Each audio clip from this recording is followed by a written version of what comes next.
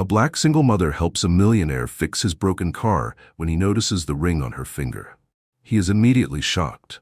No one saw her. No one remembered her name. But on that blistering summer day, as heat waves danced across the deserted highway, she became the unexpected lifeline for a man who appeared to have everything. Before we begin, if this journey touches your heart, remember that your simple click on the subscribe button helps stories like these reach others who need to hear them. We all know someone who's been forgotten, overlooked, or underestimated. Liking this video could be the reminder they need that their story matters too. A luxury vehicle stranded on a lonely stretch of road. Steam rising from under the hood. An influential executive accustomed to commanding boardrooms, now helpless, frustrated, not even knowing how to call for proper assistance.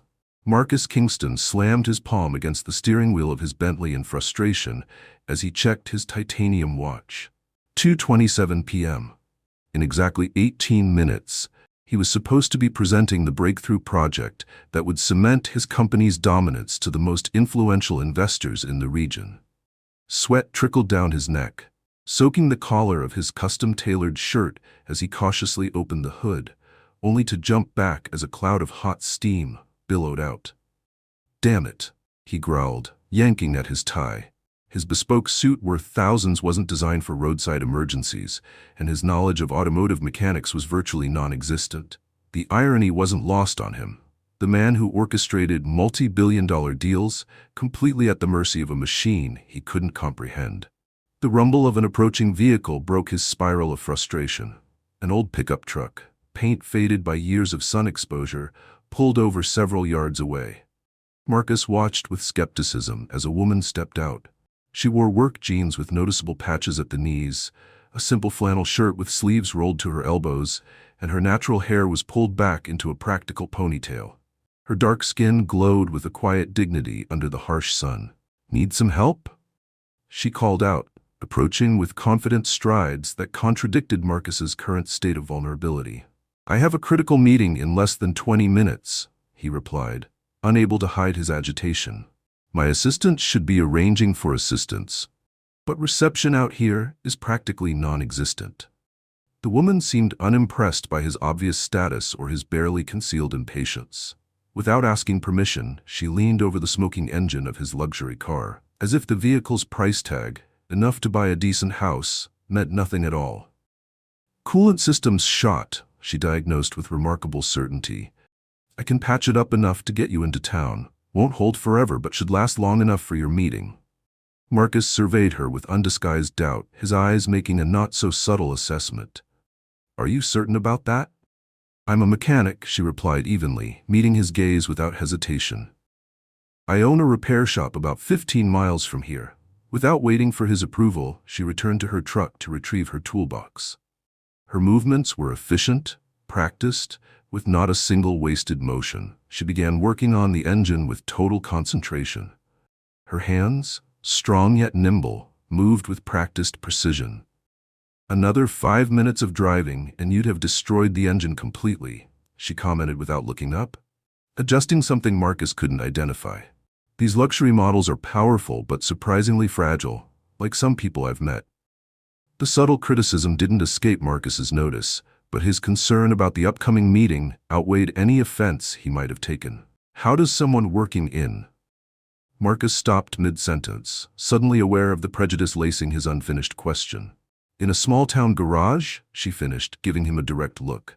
"I read. I study. I respect my craft. Excellence isn't exclusive to metropolitan areas, Mr. Kingston." Marcus was startled to hear his name. "How do you know who I am?"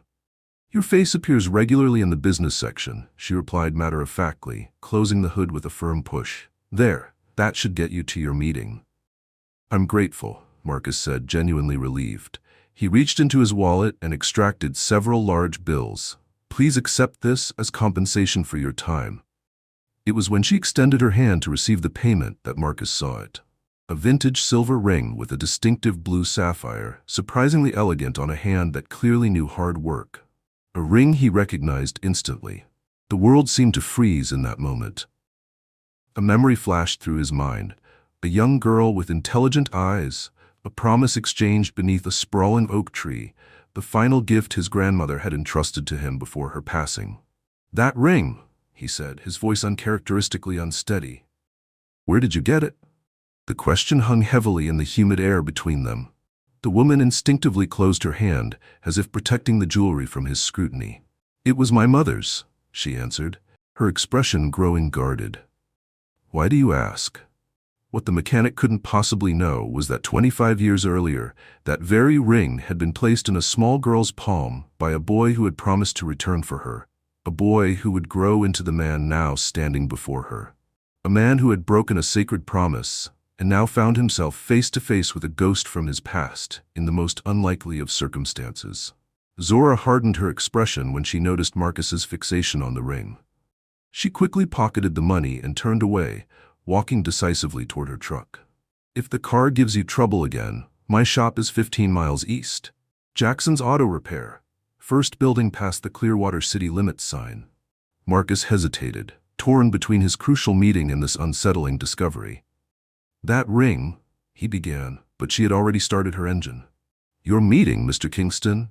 Zora reminded him coolly. "Those investors won't wait forever." As the Bentley disappeared down the highway, Zora remained motionless beside her truck. "He didn't recognize me," she whispered, unconsciously stroking the sapphire ring with her thumb, a habitual gesture developed over 25 years. "After all this time, he still doesn't see me." At Jackson's Auto Repair, Zora channeled her frustration into a dismantled engine, her movements more aggressive than necessary. "You'll damage that transmission working it that hard," observed Leo, her uncle, approaching cautiously. His tall frame and silver-streaked temples gave him a distinguished appearance despite his worn coveralls. He was the only one who knew her complete story. "He showed up, Uncle Leo, with a broken-down car, like some twisted joke from the universe." Leo froze. "Marcus Kingston? The boy who promised to come back?" "The man who forgot," Zora corrected, wiping her hands on a shop rag. "He looked right at me and saw nothing but a nameless mechanic. He recognized the ring, but not the girl who kept it safe for a quarter-century." That evening, in her modest apartment above the garage, Zora opened a weathered shoebox stored in her closet. Inside, carefully preserved, were newspaper clippings documenting Marcus Kingston's meteoric rise. His image appeared in articles about technological innovation, corporate expansion, and most recently his engagement to Victoria Chambers, heiress to a pharmaceutical fortune. Between these clippings were school reports about the Kingston family's historical importance in the region and property records that had taken years to track down. "By tomorrow he won't even remember seeing the ring," she murmured to herself. Zora was wrong. The following morning, an unmarked sedan pulled up outside the repair shop. Marcus emerged, dressed in casual clothes, rather than his usual executive attire, as if attempting to blend in. "We're not open yet," Zora said, maintaining her distance as she recognized him. "Actually, I came to return something," he replied, extending his hand. In his palm rested a small hand-carved wooden figurine, a hawk with outstretched wings. Zora's world tilted. That carving, her first attempt at sculpture, given to Marcus as a parting gift decades ago. "Pinewood Children's Home, Maple Wing," he said quietly. "You were the girl who taught me to carve wood when the other children mocked my privileged hands." "You promised you'd come back," Zora said, the words escaping before she could stop them. "I tried," Marcus replied, something dark crossing his features. "For years. But my grandfather, he had other plans." Leo emerged from the workshop office, wiping his hands on a cloth, sizing Marcus up with years of accumulated suspicion. "So the prodigal prince returns," he commented. 25 years later. Marcus met his gaze steadily. "I understand your distrust, but I've come to ask for a chance to explain. Leo rescued me when I aged out of the system," Zora explained. "Taught me everything I know, gave me a home when no one else would." "Something I promised to do," Marcus acknowledged, visible regret etching his features. "Why now?" Zora challenged. "After all this time?" Marcus drew a deep breath. "In 2 weeks, I'll officially announce my engagement to a woman I barely know, take control of a company built on principles I secretly despise, and complete my transformation into the man my grandfather methodically created me to be." He paused meaningfully. "Then I saw you, or rather, I saw the ring, and something awakened." Marcus's phone chimed persistently. On the screen, "Victoria, 7th call." She seems determined, Zora observed with thinly veiled bitterness. My gilded cage, he replied, silencing the device. Our marriage is a corporate alliance disguised as romance. And what exactly do you want from me? Zora asked, crossing her arms defensively. Absolution for abandoning me? Answers, he said simply. And perhaps a chance to correct the greatest mistake of my life. What Marcus didn't reveal was the investigation he'd initiated the previous night. A thorough search into Zora Jackson's history. Her time at Pinewood Children's Home and the mysterious disappearance of documents related to property once belonging to her family. What Zora concealed was the file hidden in her office safe. Yellowed papers bearing the Kingston Enterprises letterhead, signed by Marcus's grandfather, detailing the fraudulent acquisition of the Jackson family's land. The same land where Kingston's new corporate headquarters now stood. As they regarded each other, neither realized their fates were intertwined by more than childhood memories, connected by a conspiracy that had destroyed one family to build an empire. And in 2 weeks, when Marcus was scheduled to seal his destiny, Zora would finally unveil the truth that could dismantle everything the Kingston family had constructed upon lies and injustice. 3 days passed since their unexpected reunion. Marcus canceled meetings and delegated responsibilities, immersing himself obsessively in old company archives. Something didn't align in his grandfather's story about the acquisition of the land where Kingston Tower now stood. In the family estate study, he searched through his grandfather's private files when he discovered a locked cabinet labeled Project Clearwater, the same name as Zora's hometown. Using a key he'd secretly duplicated years ago, Marcus opened it and felt his blood turn cold. Inside were contracts, legal notices, and one particularly disturbing document, a falsified death certificate for Zora's mother. He faked her death, Marcus whispered in disbelief, to seize the land. Meanwhile, at Leo's garage, Zora made her own decision. She had guarded the truth for too long. I'm going to confront him, she declared, showing Leo the concealed file. The documents are legitimate. His grandfather's signature is on every page. It's dangerous, Leo warned, concern evident in his eyes. The Kingstons destroyed your family once. They could do worse now. Zora touched the sapphire ring reflectively. What more can I lose? That evening, Marcus was driving toward the auto shop when he received a message from Zora. Memorial Park, 30 minutes. Come alone. The park was deserted when Marcus arrived. Zora waited on a bench beneath an aged oak tree, reminiscent of the one at Pinewood where they'd first connected as children. For 25 years, I wondered why my mother abandoned me, Zora began without preamble. Why I lost everything overnight. Zora, I've discovered something terrible, Marcus interrupted, his expression grave. My grandfather. Your grandfather forged my mother's death certificate, she finished, handing him several aged documents, then threatened her safety if she tried to reclaim me, all to acquire our land containing the region's largest natural spring. Marcus paled as he examined the papers.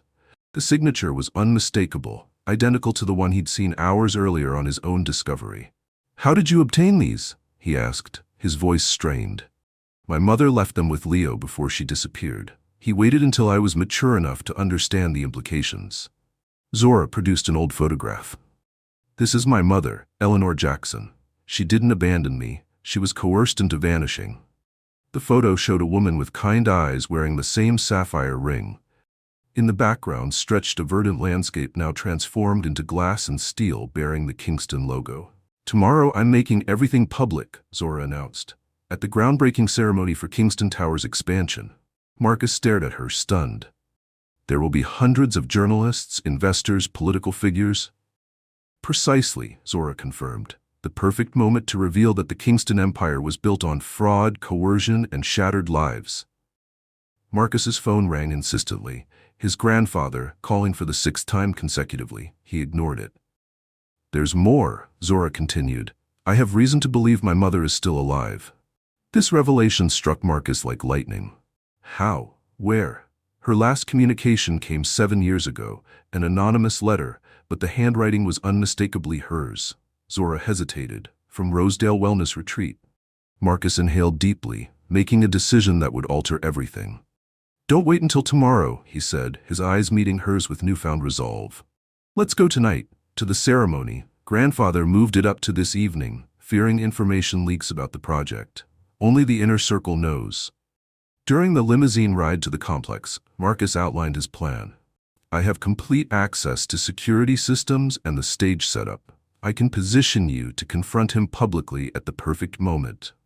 What Marcus didn't reveal was that he'd also discovered Eleanor Jackson's precise location, not in a wellness retreat, but on a private Kingston property kept as leverage for her continued silence. The event was extravagant. Business and political elites admired the imposing complex built upon what had once been the Jackson family home. Harrison Kingston, impeccable in his tailored suit, smiled for cameras, his authority unquestioned. "Marcus, finally," he exclaimed upon seeing his grandson. His expression hardened noticeably when he spotted Zora beside him. "What is she doing here?" "A special guest, grandfather," Marcus replied coldly. "Someone with a fascinating story about this land's origins." Harrison blanched. "My office, now." In his luxurious office overlooking the transformed valley, the Kingston patriarch regarded Zora with undisguised contempt. "How much?" he asked bluntly.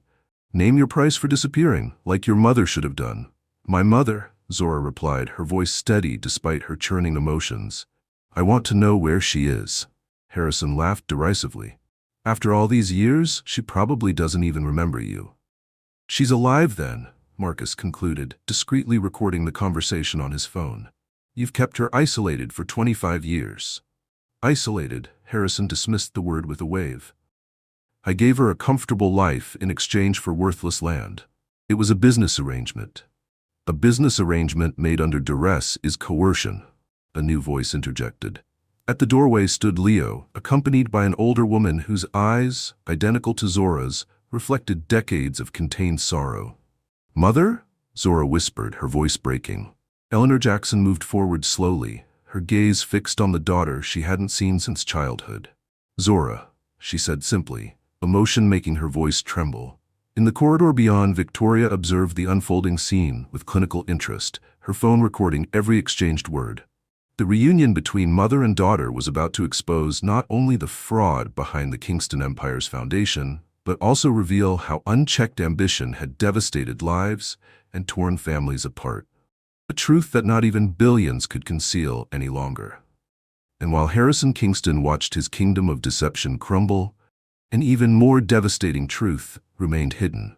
Marcus wasn't his biological grandson, but an orphan adopted to replace the child his son and daughter-in-law had lost. A final revelation that would complete the cycle of justice initiated by a determined mechanic wearing a sapphire ring.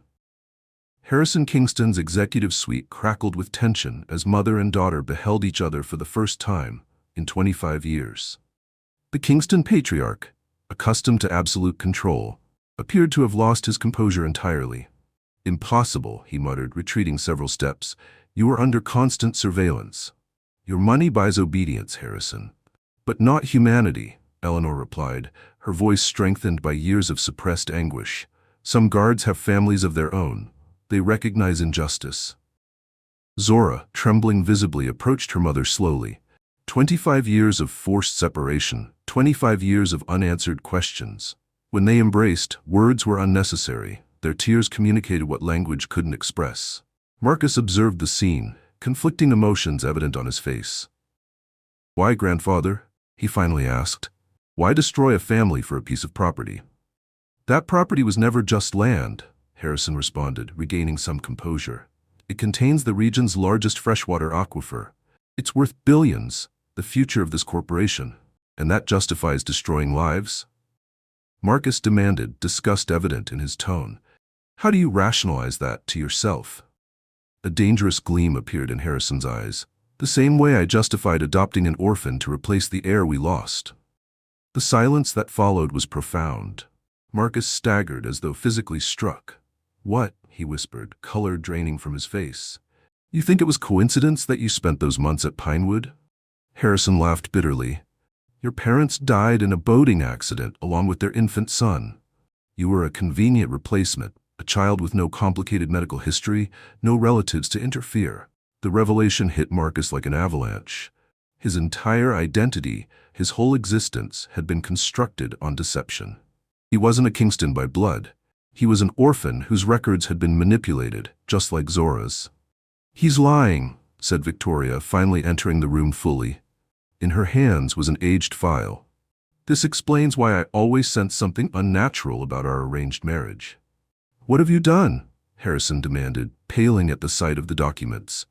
"Due diligence before a corporate merger," she replied coolly, "including his comprehensive history of fraudulent adoptions. You didn't only adopt Marcus, there were others." Leo approached Marcus, placing a steadying hand on his shoulder. "This means that you and Zora," Victoria continued, "aren't merely childhood acquaintances." Marcus and Zora looked at each other, the truth reflected in their identical eyes. Same shape, same unusual amber color. How had no one noticed before? "You're half-siblings," Victoria finished. "Same mother. Records falsified to hide the connection." "That's why the ring resonated with both of you," Eleanor murmured. "It was our family heirloom. I gave it to Marcus before Harrison took him away, letting him believe it was from the grandmother he never knew." At that moment, police sirens sounded in the distance, rapidly approaching the complex. "This ends now," declared Marcus, his voice finding new determination. "All the lies, all the manipulation." The following week, headlines exploded across media platforms. Kingston Empire built on fraud. Family separation scandal rocks business world. Harrison Kingston, respected industrialist, was arrested on multiple charges including fraud, kidnapping, and document forgery. The Kingston corporate empire, constructed upon crime and family separation, collapsed as investigations revealed decades of corruption. Marcus, discovering his true identity as Eleanor Jackson's son, renounced the Kingston name and reclaimed his birth surname. The contested property was legally returned to the Jackson family, and the corporate project was transformed into an environmental conservation area, with community facilities benefiting hundreds of local residents. 6 months later, at the newly expanded Jackson's Auto Repair, now a thriving business, Zora calibrated an engine while Marcus reviewed paperwork for the recently established Jackson Foundation for Displaced Children. "Is it still strange?" she asked, wiping grease from her fingers. "Learning your entire life was constructed on lies?" Marcus smiled, a genuine expression rarely seen during his previous existence. "Strange, yes, but also freeing." He touched the wooden hawk carving he now wore as a pendant. "We lost 25 years, but we reclaimed our truth, our family." Eleanor entered the garage carrying refreshments. Her eyes, once shadowed by grief, now reflected the peace of someone who had finally witnessed justice prevail. "The ring," she noted, seeing Zora still wearing it. "It kept us connected, even when we didn't understand how." "Sometimes the most elaborate deceptions unravel because of the simplest connections," Marcus observed. "A ring passed from mother to son, then to a sister he didn't know existed. And sometimes empires built on injustice collapse not under the weight of remorse," Zora added, "but under the unrelenting power of truth that resurfaces when least expected." If this story about family bonds buried beneath decades of deception touched your heart, please subscribe to our channel for more narratives that demonstrate how truth, however painful, holds the power to heal wounds that seemed permanent and reunite lives separated by greed and power.